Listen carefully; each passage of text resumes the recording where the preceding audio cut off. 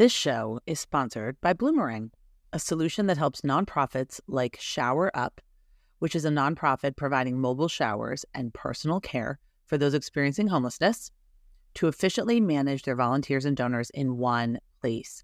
And thanks to Bloomerang, Shower Up increased their volunteer signups by 60% and first-time donors by making it easy to give right on their site. Shower Up's executive director, Paul Schmidt, said, Bloomerang is an ideal marriage of volunteer and donor management. The deeper we get into it, the more we love it. And if you want to see how Shower Up easily manages their volunteers and donors with Bloomerang, just go to jcsocialmarketing.com/Bloomerang. That's jcsocialmarketing.com/BLOOMERANG, or visit the link in the show notes to learn more. All right, let's get to the show. Hello, and welcome to Nonprofit Nation. I'm your host, Julia Campbell, and I'm going to sit down with nonprofit industry experts, fundraisers, marketers, and everyone in between to get real and discuss what it takes to build that movement that you've been dreaming of. I created the Nonprofit Nation podcast to share practical wisdom and strategies to help you confidently find your voice, definitively grow your audience, and effectively build your movement. If you're a nonprofit newbie or an experienced professional who's looking to get more visibility, reach more people, and create even more impact, then you're in the right place. Let's get started.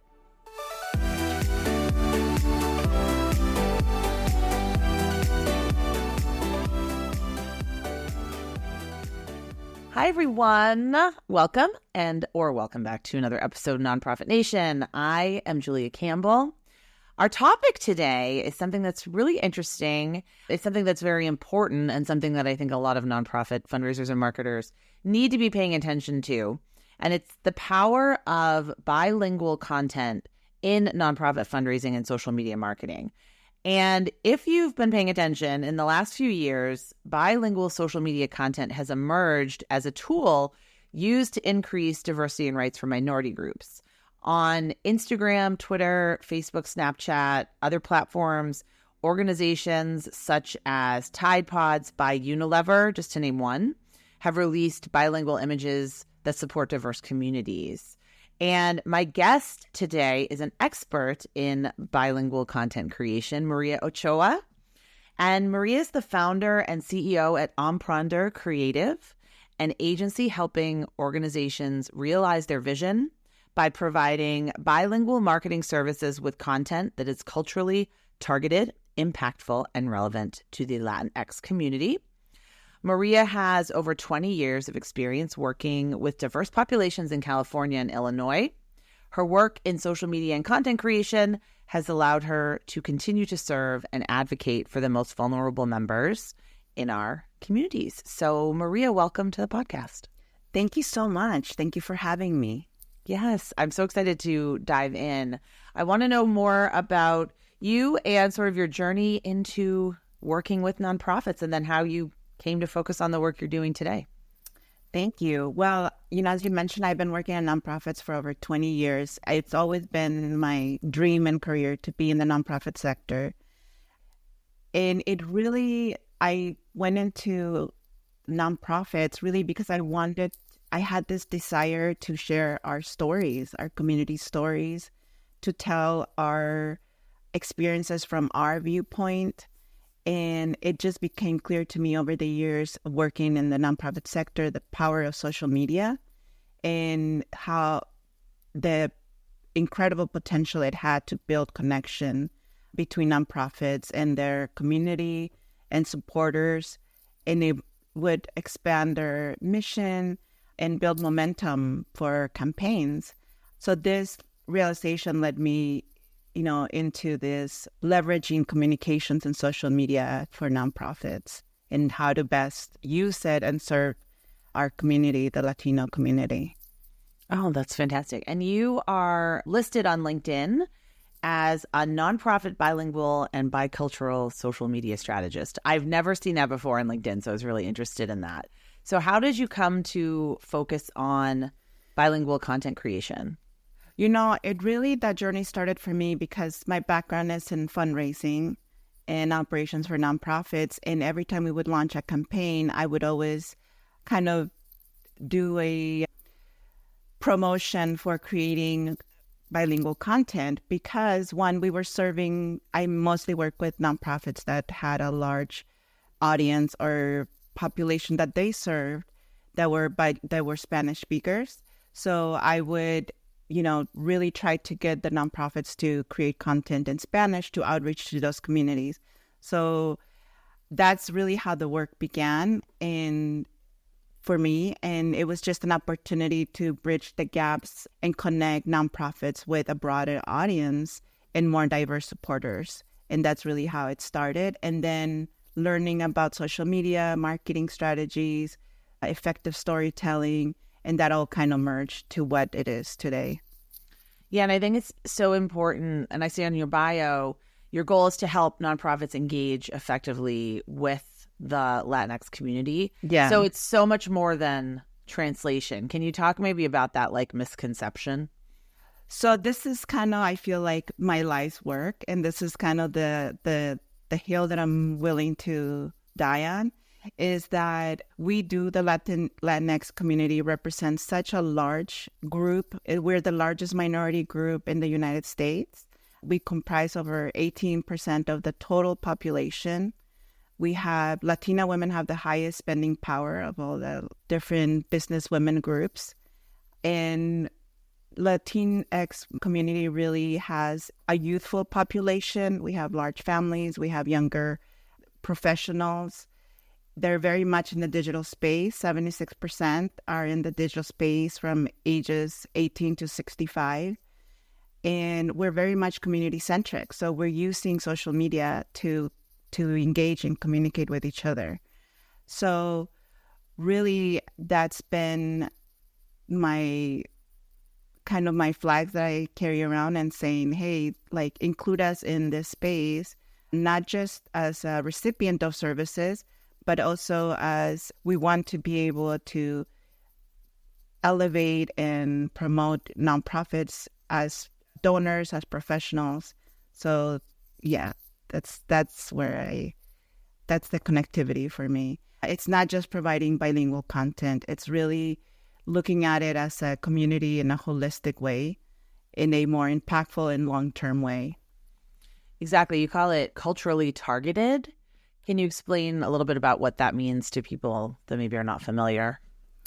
Well, I do see sometimes I see content that is translated, but one, they might not be using the correct Spanish. It could be Spanish from Spain, and you're predominantly, we're Latin American countries. So that already disconnects your nonprofit from your intended audience. Or you might be using a very, very niche form of Spanish. We're not a monolithic population, so we use language in different contexts. So we really look at, who is this targeted for, and how is this targeted, and are we using the proper terms for this particular population, and are we referencing the appropriate cultural nuances for this particular population? So it's beyond just doing a Spanish post. We really look at, are we taking into consideration what's happening in the world and the news for this particular region, that kind of thing. Mm-hmm. Yes, and I think unfortunately, some organizations, even some businesses, think that you can just put a post into Google Translate and then have it come out perfectly, which is not the case. So what are some of the benefits that you've seen of creating and sharing bilingual and culturally targeted content? Oh my goodness, the benefits are endless. I think, it broadens your reach as a nonprofit, as an organization or business. It allows you to connect with a wider and more diverse audience, and who doesn't love that? It increases your visibility and engagement.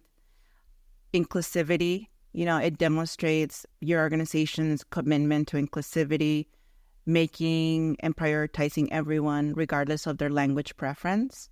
I think that's important. Cultural sensitivity, is a big one for us. It's something that we're always kind of checking, even ourselves as we're creating content, is creating bilingual content that shows cultural sensitivity, respecting backgrounds and identities of everyone, supporters and beneficiaries. And to me, I think that's a huge, where I spend a lot of time, is making sure that we're not tokenizing the use of our own language or images or anything like that. So we really try to be mindful of that. It enhances donor relations. It strengthens relationships with bilingual supporters. Believe it or not, we have big donors that come from, Latin American countries that are successful business people here, and they just love when we are able to send communications or communicate with them in their love language and their heart language.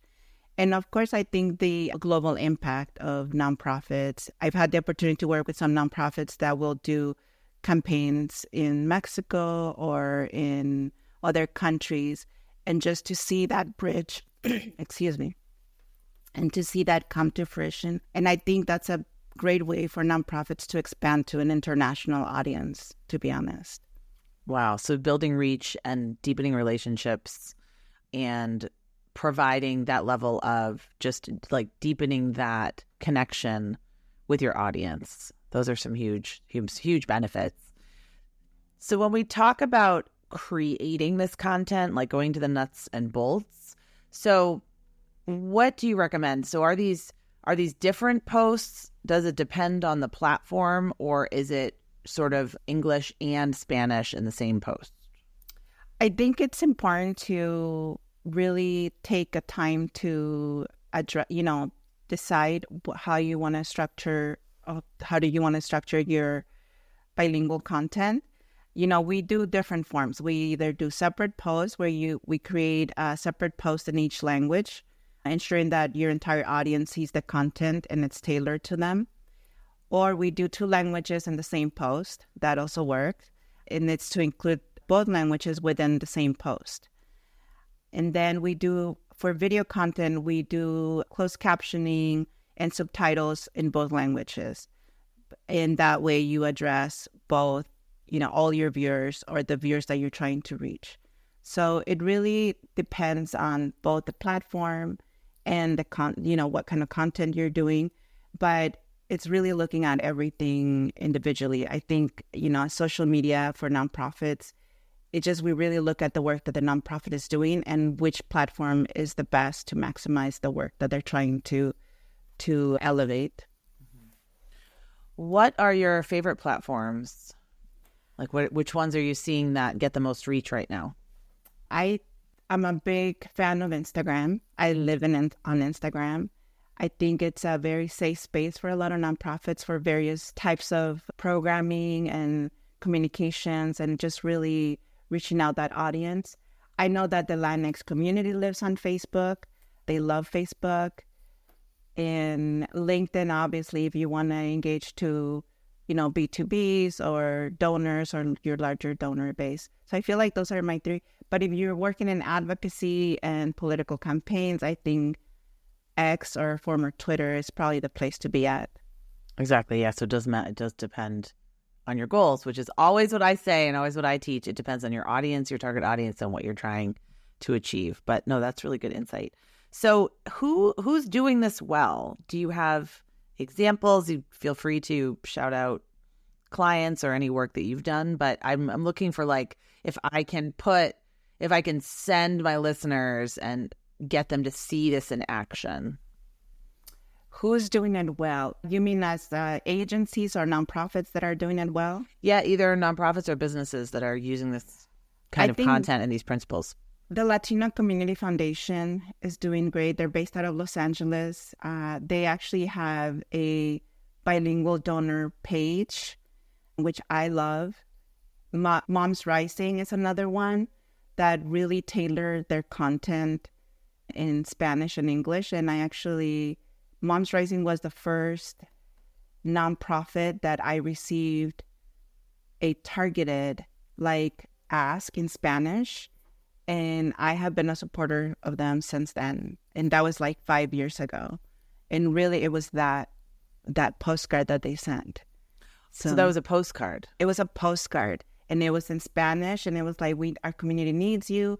They were doing this voting campaign, and they wanted people to help write postcards in Spanish. And I think I signed up, and they immediately sent me like this envelope with 100 postcards to do in my, it was a community drive ask type of thing. And I just love everything that they do, honestly. They do so much work in the Spanish speaking, for Spanish speaking, not just donors, but community and engagement. Yeah. No, that's a great point. So what about direct mail appeals? What's your advice on direct mail?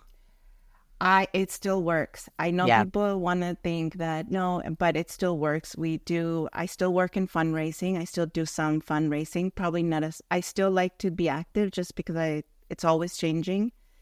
And mail campaign still works. It still rings. I even post-pandemic, yeah. Do you recommend sending them in both languages or targeting it like the postcard was targeted? I think targeting is, and segmenting your audience. To me, it's like, first get to know your audience. Segmentation is key. But to me, that's effective, really. If you want to target a very niche group and you really want to see, I would say doing targeted outreach. Hey there. I'm interrupting this episode to share an absolutely free training that I created that's getting nonprofits of all sizes big results. Sure, you've been spending hours on social media, but what can you actually show for it? With all this posting and Instagramming and TikToking, does it really translate into action? In my free training, I'll show you exactly how to take people from passive fans to passionate supporters, and I'll give you specific steps to create social media content that actually converts. Head on over to nonprofitsthatconvert.com. Again, that's nonprofitsthatconvert.com, and start building a thriving social media community for your nonprofit right now without a big team, lots of tech overwhelm, or getting stuck on the question, what do I do next? Let me show you how it's done. I can't wait to see what you create. How would you know? And for me, I'm just thinking of when I was a development director, I wouldn't even know where to start segmenting based on the preferred language or based on whether someone is bilingual or not. Like, how would we even start? What's the first step? So I want to say, or I think, one of the things that I think it's really beneficial is when you're collecting emails, it's providing that newsletter page sign up, provide one in Spanish, just build one in Spanish and see who signs up for it.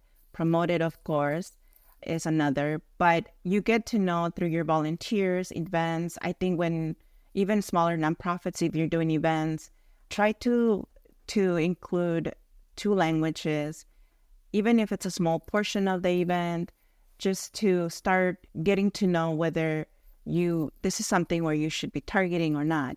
If, for example, you do an event and you have a sign up in Spanish and you see a lot of people signing up, then you know that there's a need out there for your organization to maybe do more outreach in other languages, whether it's Spanish or any other language. And I think email signups, creating a simple sign-up page where you promote, that's so super easy to do a bilingual sign-up page. So that would be for anyone that goes on the page, it would be in both languages on the one web page. Mm-hmm. Okay. Mm-hmm. And the donation page probably as well. Yes, I think the donation page is a big one. I think social media is a big one.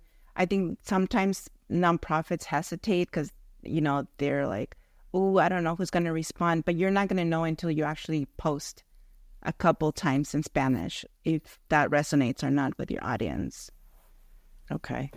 I think just experimenting and trying it out. If this is something where, you live in Los Angeles, and I'm thinking I do some work with Boston Public Schools.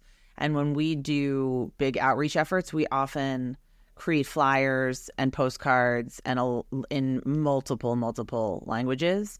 And it Yes. does get a lot of reach and Yes. people really like it. I think because at the end of the day, it's like you were saying, people want to be seen, they want to be heard, and they want to be validated and valued.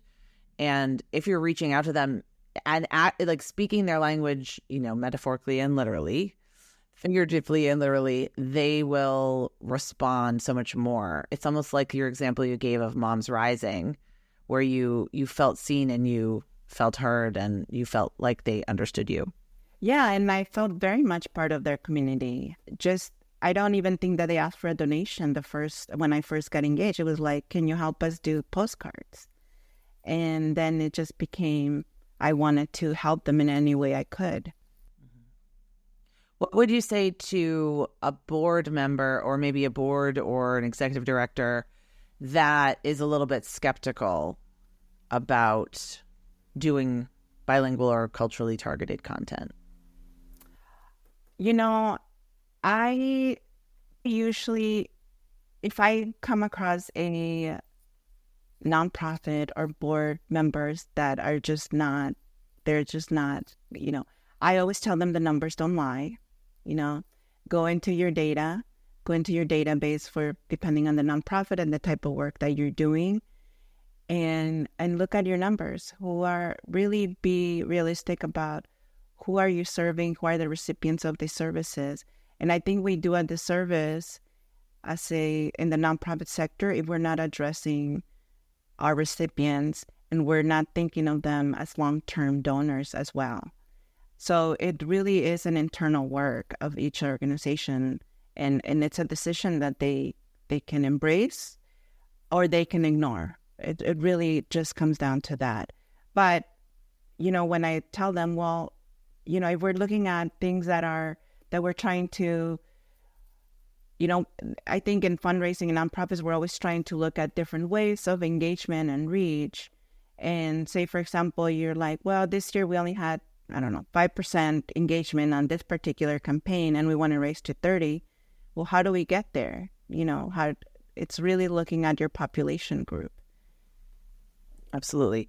I really think that people need to start thinking of marketing and fundraising in a more holistic way and not just sort of something to check off a checklist or something that is sort of put in a silo and assigned to someone, and then you never see them again and you never hear you never hear what happened again. But I think what you're making a really good point. Like, the numbers don't lie. And for me, in my work with my clients, I do a lot of social media audits and social media campaign plans and digital marketing plans. And the number one goal is always, we would love to reach a younger population. We would love to reach a more diverse population. We would love to reach, brand new people who have not heard of us. And this seems to be a really, really good solution to those problems. And honestly, we're a younger demographic, we're an engaged demographic. Latina women are graduating from four-year colleges at a higher rate than any other ethnic group, or racial group. So if you want to expand your reach, it's just really looking at this population, but it's looking at it beyond just the numbers. Is really looking at it as how do we engage with this community, and is this community, would they want to engage with us, and how do we do that? In terms of short form videos, are you experimenting with Reels, with TikTok, and how does that work? And what tends to be more impactful?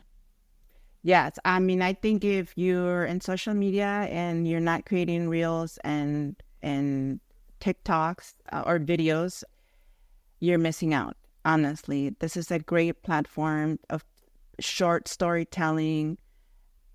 And it could be content that's fun and engaging, or it could be educational, or you could really use short video in so many ways.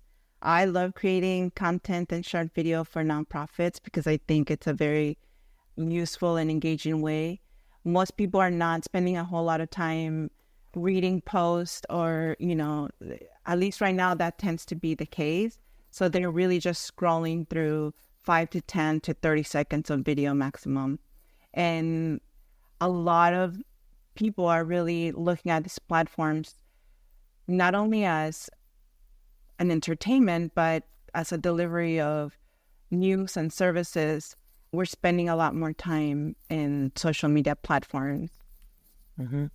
Absolutely. I think so too. And I think that the way that we're using them is definitely changing, and that younger generations are using them more for entertainment and media and less for social connections.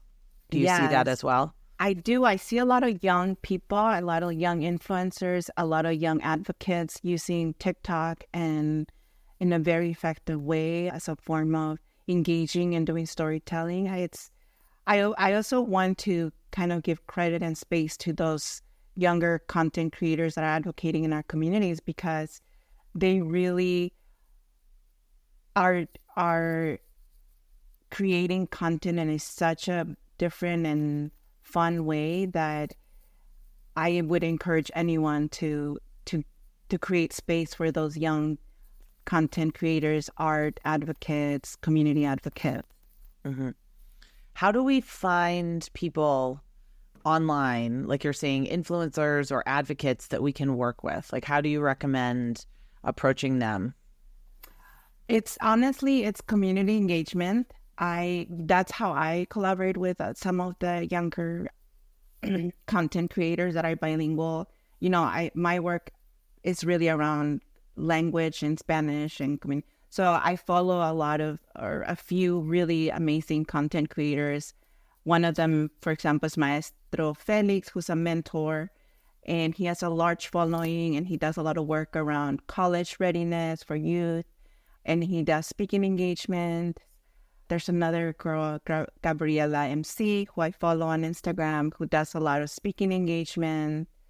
So really, it's being on social media and engaging and connecting. I think if you're not spending time to connect with your community via social media, you're missing out. And I think that's the power of real social media and organic, like, community engagement.